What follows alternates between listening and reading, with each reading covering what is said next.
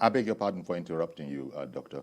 But I wanted to, bring that into our studio and get Muktar Mohammed's comment on this particular aspect, that it is this is a budget that is almost entirely going to be funded by borrowing, and it's quite frankly, tell me the implication of that, especially against the backdrop of the president saying that it was designed to lay a solid foundation for the incoming administration. I see nothing but a dead weight around the neck of the incoming administration. Yeah, Dr. Muda have really broke it down.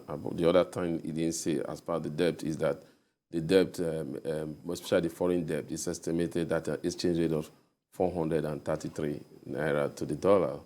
And that, even with the CBN, there could be another tactical devaluation of the currency as we go further to bring it to uniform level. Or so definitely, if that happens, which we know might happen, we could see the debt profile again rise, especially with the foreign debt.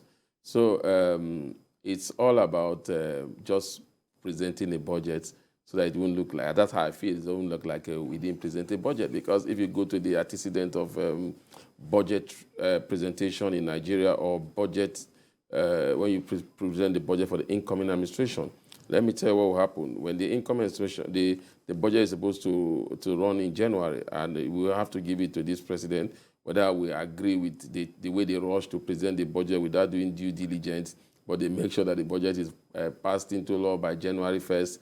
Whether it's a lot of things might go wrong, the president will say, let us just pass it up, then we start patching those things. We're seeing the exchange, the crude oil price at 17 naira per barrel, which should be exciting, but you trust the legislators will say, look, you know what, crude is already $90 per barrel, we are not going to go, we don't think it will come, they might hike it to $80 or $75 or $76 like they normally do. There's never been anybody that be presented to the House that they don't increase the crude oil price. So they will tell you that will help also in reducing the budget deficit that Dr. Muda just talked about. And then again, they will still include their own project, some other project that they felt. So what will happen is that by the time the budget comes to run in January, you know that governance has taken the back seat. We are in the thick of the election at that time. So by February, after the election, you have a committee that is set up for the proper handing over.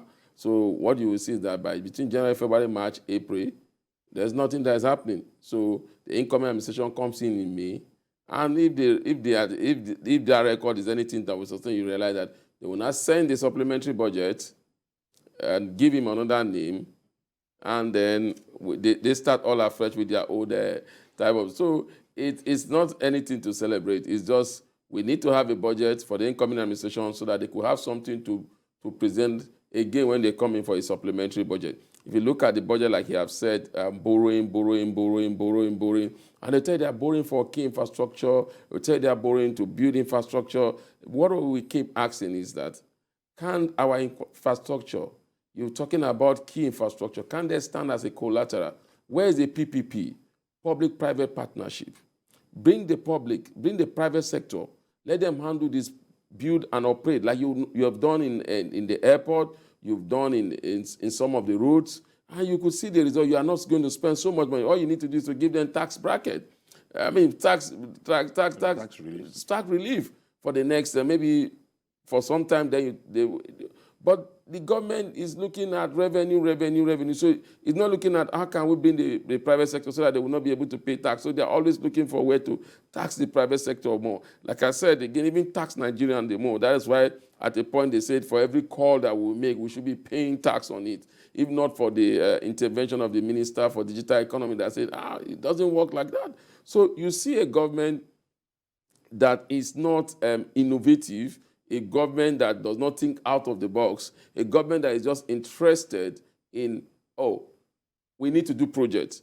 How we get the money to do the project, that's not our headache. Let the incoming administration come in and deal with that. Wow. That has been the stake. He said about 50 trillion outside of CBN. And like he said, CBN has been, why we are even saying that there's an economy now, you must give it is because the CBN have been able to go into places that we expect them not to be there.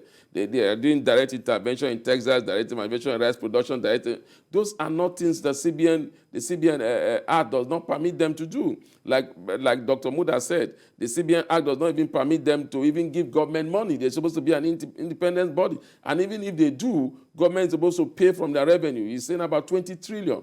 So you've seen that economically, we've just gone from one crisis to another. So I pity the incoming administration. I do pity them.